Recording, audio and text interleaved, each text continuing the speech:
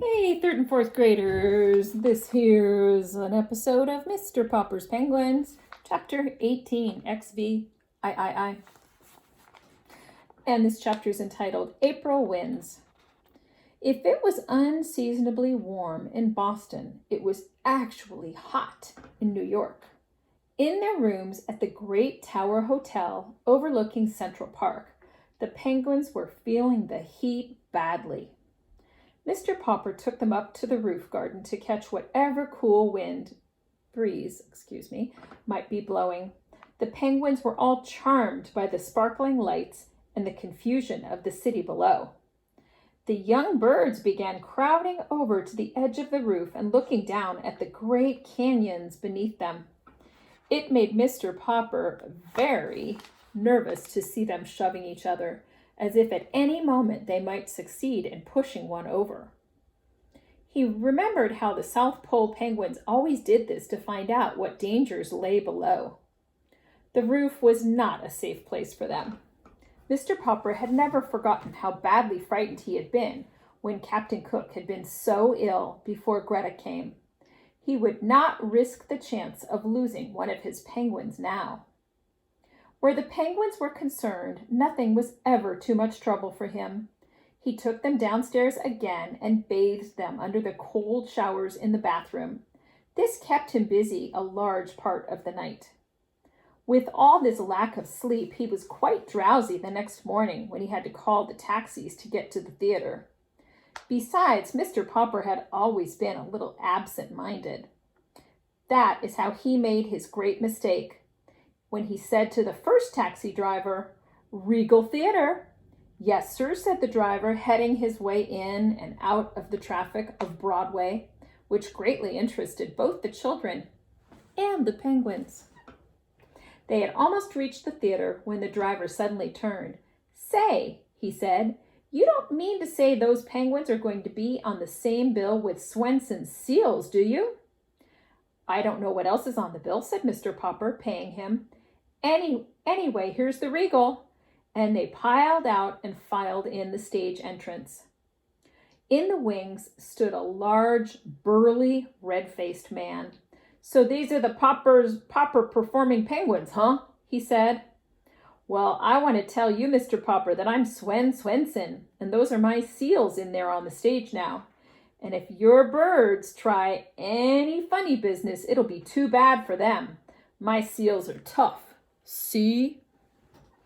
They'd think nothing of eating 2 or 3 penguins apiece." From the stage could be heard the hoarse barks of the seals, who were going through their act. "Papa," said Mrs. Popper, "the penguins are the last act on the bill.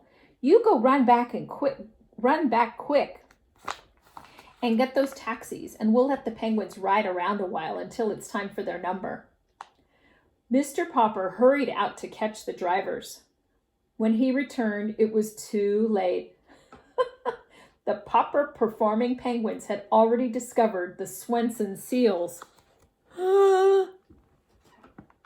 "Papa, I can't look!" cried the children.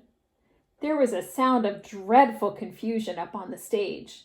The audience was in an uproar, and the curtain was quickly rung down. When the Poppers rushed onto the stage, both penguins and seals had found the stairway leading to the Swenson dressing room and were on their way upstairs.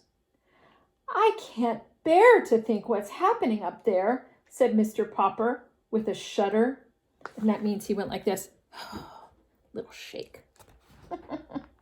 Mr. Swenson only laughed. "I hope your birds were insured, Mr. Popper," he said. "How much were they worth? Well, let's go up and look." "You go up, Papa," said Mrs. Popper. "Bill, you run out of the theater and call the police to come and try and save some of our penguins." I'll go get the fire department," said Janie. When the firemen, with a great clanging, came and set up their ladders so they could get in through the window of Mr. Swenson's dressing room, they were a little vexed, and that means upset, to find that there was no fire at all. However, when they found 6 black mustached seals sitting barking in the middle of the room, With 12 penguins parading gaily around them in a square, they felt better. Then the policemen came in their patrol and climbed up the ladder which the firemen had left against the building. By the time they too came in through the window, they could scarcely believe their eyes. For the firemen had put firemen's helmets on the penguins, which made the delighted birds look very silly and girlish. Seeing the firemen so friendly with the penguins, the policemen naturally took sides with the seals and put policemen's caps on them.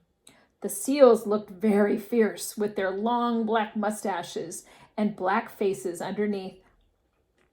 The penguins, under their fireman's helmet, were parading in front of the policemen, while the seals, in their policemen's caps, were barking at the firemen when Mr. Popper and Mr. Swenson finally opened the door. Mr. Popper sat down. His relief was so great that for a moment he could not speak. "You policemen had better get your hats off my seals now," said Mr. Swenson. "I got to go down on the stage and finish the act now."